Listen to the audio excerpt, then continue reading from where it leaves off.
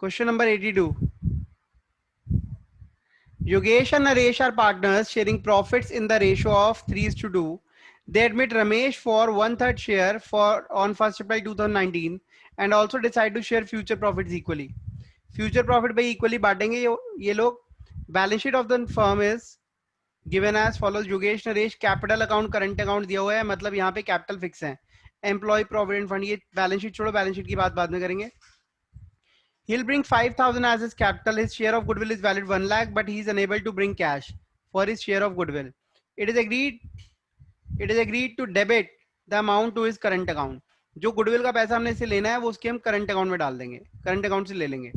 Value of land and building appreciated, value of furniture be reduced, provision for doubtful debt be increased to 10%, a liability or damages of 10,000 is to be created. Pass journal entries on admission of Ramesh and prepare revaluation account. देखिए, जब question को tough करना हो ना, जब आपने किसी की ऐसी तैसी माननी हो, तो उस केस में उसको जर्नल एंट्री करने के लिए दे दो.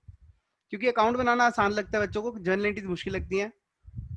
ठीक है, हालांकि जर्नल एंट्री के बाद ही अकाउंट बन सकता है, लेकिन स्टिल अकाउंट्स बनाना, डेबिट क्रेडिट याद हो जाता है, जर्नल एंट्री समझनी पड़ती है. तो चलो अब इसके अंदर हम जर्नल एंट्रीज ही कर रहे हैं. Question number 82, journal entries. First journal entry क्या होगी, और सबसे पहले बात क्या है, वो कब आ रहा है, 1 अप्रैल 2019 को आ रहा है.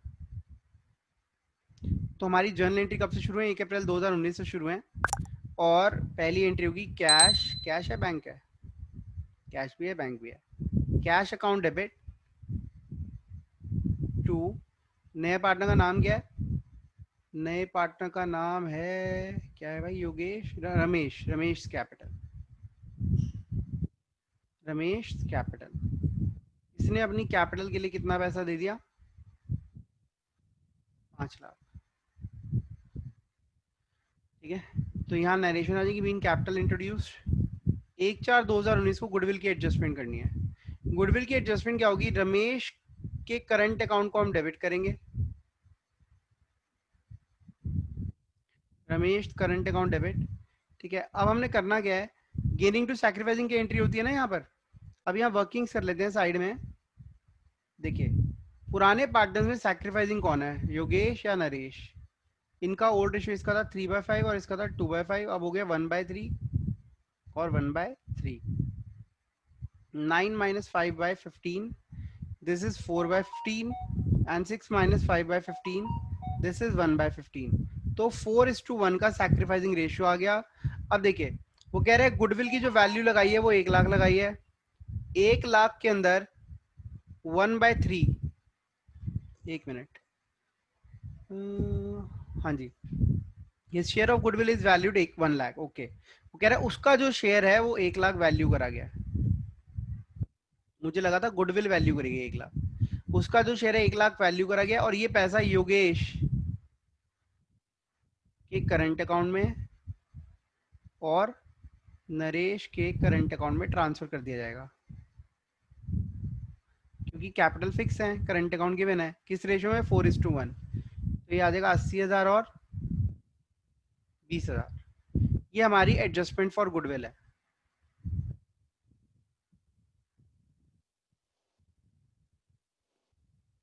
देखिए, इसके बाद क्या होगा, value of land and building be appreciated by 40,000 each. Land और बिल्डिंग दोनों ही 40,000 बढ़ गए हैं. तो 1/4/2019 लैंड अकाउंट डेबिट. ऐसा करते फायदे की सारी एंट्रीज अभी कर लेते हैं. बिल्डिंग अकाउंट डेबिट 40,000, ये बढ़ गया, 40,000 बिल्डिंग की वैल्यू बढ़ गई. ठीक है जी. उसके बाद वो क्या कह रहे हैं, फर्नीचर रिड्यूस, ये फायदा नहीं है. प्रोविजन 10%, ये भी फायदा नहीं. लायबिलिटी, ये भी फायदा नहीं है. तो फायदे की एंट्री बस यही थी. टू रीवैल्यूएशन अकाउंट कितना, 80,000. ठीक है जी. ये बीइंग एसेट्स रीवैल्यूड 1/4/2019. अब उसके बाद नुकसान की एंट्रीज है. नुकसान की एंट्रीज में रीवैल्यूएशन डेबिट हो जाता है. रीवैल्यूएशन अकाउंट डेबिट टू, क्या क्या है, फर्नीचर रिड्यूस टू 40,000. फर्नीचर कितने का है, 50, 40 का रह गया. तो फर्नीचर जो है 10,000 से रिड्यूस हो गया. ठीक है, प्रोविजन बनाना है 10%. 2,10,000 के डेटर्स हैं, उसका 10% 21,000 होता है। 10,000 ऑलरेडी बना हुआ है तो 11,000 बनाना है। 11,000 का और प्रोविजन बना दो। आई रिपीट, 10,000 का ऑलरेडी प्रोविजन बना हुआ है, 21,000 चाहिए तो आप केवल 11,000 का प्रोविजन और बनाएंगे। 11,000 का ये प्रोविजन बना दिया, डेटर्स में से लेस हो जाएगा। Liability for damages 10,000 to be created, तो यहाँ पर लायबिलिटी फॉर डैमेजेस भी लिख देते हैं, लायबिलिटी फॉर डैमेजेस। मैं चाहता तो अलग अलग एंट्रीज कर सकता था, लेकिन अब आप लोग सीख चुके हैं, ठीक है, प्रीवियस क्लासेस में देख देख के आप लोगों ने सीख लिया अच्छे से, तो इसलिए मैं एक साथ कर रहा हूँ ताकि आपको समझ अच्छे से आ जाएगी। आप भी कर सकते हैं एग्जाम के अंदर, ठीक है। अब क्वेश्चन ने जो कहा था हमने यहाँ पर कर दिया। अब क्या करना है, रीवैल्यूएशन प्रॉफिट और लॉस निकालना है, ठीक है। रीवैल्यूएशन प्रॉफिट और लॉस निकालते हैं। प्रॉफिट देखिए कितना है, प्रॉफिट है 80,000 का और लॉस है 31,000, तो 49,000 रुपीज जो है वो प्रॉफिट आ गया, और नुकसान आ गया, सॉरी, है ना, नहीं, वो प्रॉफिट आ गया। तो ये बच जाएगा योगेश और नरेश के करंट अकाउंट में वैसा ट्रांसफर हो जाएगा। योगेश करंट अकाउंट और Naresh current account, debit debit to revaluation account 49,000। और ये कैसे बांटेंगे हम, 3:2 में, ओल्ड रेशो में, याद रहे। ओल्ड रेशो क्या था इनका, ओल्ड रेशो वाज 3:2। 3:2 में बांट दे इसको। 49,000 का बंटवारा करना जरा, 3/5, 29,400, ठीक है, और 19,600, ठीक है जी। ये हमने रीवैल्यूएशन कर दिया एंड। अब इसके बाद जो एंट्रीज आपको यहाँ दिख रही है बैलेंस शीट में, उनको देखो क्या करना है उनका। वर्कमैन कॉम्पेंसेशन रिजर्व का ट्रीटमेंट क्या होता है, ओल्ड रेशो में बांट देते हैं, ठीक है, याद रहे बातें। अच्छा, यहाँ हमने क्या करता, रीवैल्यूएशन प्रॉफिट बांटा था, रीवैल्यूएशन प्रॉफिट डिस्ट्रीब्यूटेड। अब यहाँ पे वर्कमैन कॉम्पेंसेशन रिजर्व मैंने शॉर्ट में लिखा है, आपको नहीं लिखना, आपको पता होना चाहिए। ये बच जाएगा। अरे एक मिनट एक मिनट, ये एंट्री हमने शायद थोड़ी उल्टी कर दी, थोड़ी नहीं पूरी उल्टी कर दी, ठीक है। ये एंट्री गलत हो गई, रीवैल्यूएशन प्रॉफिट की जगह लॉस की एंट्री कर दी मैंने यहाँ पे, ठीक है। तो इसको आप तरीके से प्रॉफिट की एंट्री में कन्वर्ट करेंगे। लग रहा था मुझे कुछ गड़बड़ हो रही है। Revaluation account debit 49,000 to Yogesh to Naresh, 29,400 और 19,600, ठीक है। अब यहाँ टू योगेश टू नरेश, कितने का रिजर्व है हमारे पास, 1,00,000 का रिजर्व है। इसको 3:2 में बांट देंगे। 3:2 में जब बांटेंगे तो 60,000 और 40,000 यहाँ पहुंच गया, ठीक है। इसके बाद यहाँ देखिए, ये रहा एडवर्टाइजमेंट सस्पेंस अकाउंट, इसको राइट ऑफ कर देंगे 30,000। ये लॉस है, इसकी एंट्री होगी Yogesh current account debit, Naresh current account debit to advertisement suspense account.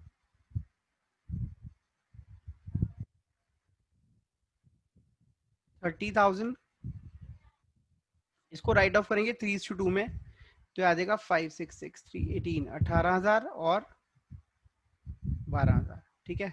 बस ये एंट्री सी, क्योंकि जब जर्नल एंट्रीज होती है आप क्लोजिंग तो दिखा नहीं सकते, क्लोजिंग तो लेजर की होती है, जर्नल एंट्री से कोई क्लोजिंग नहीं होती। तो बस इतनी सी एंट्री से आपके पूरे मार्क्स पक्के, ठीक है। फटाफट आप इसको नोट कर लो, ठीक है, और कोई डाउट है तो आप उसको पूछ लो।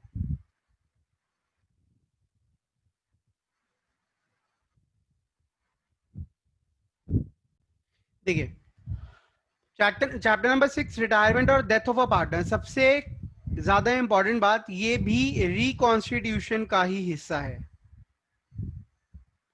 किस चीज का reconstitution, reconstitution of partnership firm. आपको मैंने कहा था ना, रिकॉन्स्टिट्यूशन का मतलब क्या होता है, दोबारा से निर्माण होना, दोबारा से एक फर्म का बनना, रिक्रिएट होना।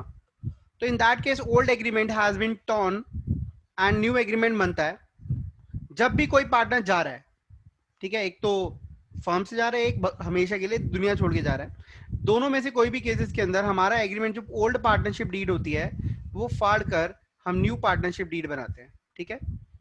और उसमें क्या लिखा होता है कि अब ओल्ड पार्टनर नहीं रहा तो अब न्यू पार्टनर जो है वो फर्म को चलाएंगे, और उसकी टर्म्स एंड कंडीशन आई थी, क्या रेशो होगा, वगैरह वगैरह वगैरह।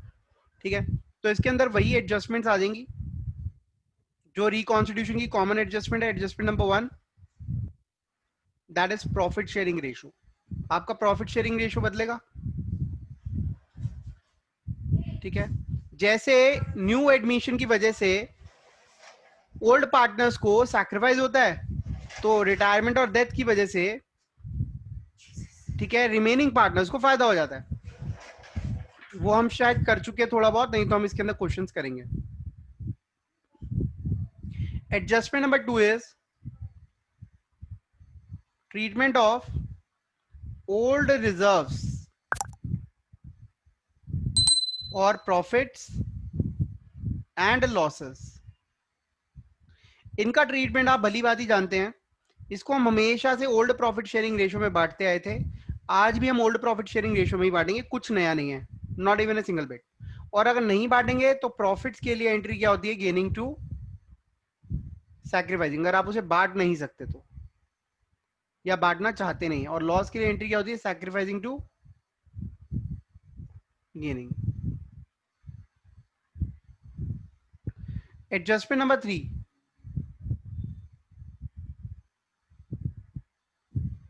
That is treatment of goodwill. अब देखिए, पार्टनर रिटायर हो रहा है या फिर एक्सपायर हो रहा है, दोनों ही केसेस के अंदर जो उसकी बनाई हुई उसका गुडविल में जो हिस्सा है वो हमें उसको देना होता है, ठीक है। तो यहाँ पे एंट्री क्या होती है, gaining to sacrificing, because the retiring partner becomes a sacrificing partner because he is sacrificing his share of goodwill in favor of remaining partners। तो gaining partner to sacrificing partner की हम एंट्री करते हैं, ये भी हम अच्छे से सीख चुके हैं पहले। Adjustment number 4, that is revaluation, we have already covered. Revaluation तो पता ही है आपको।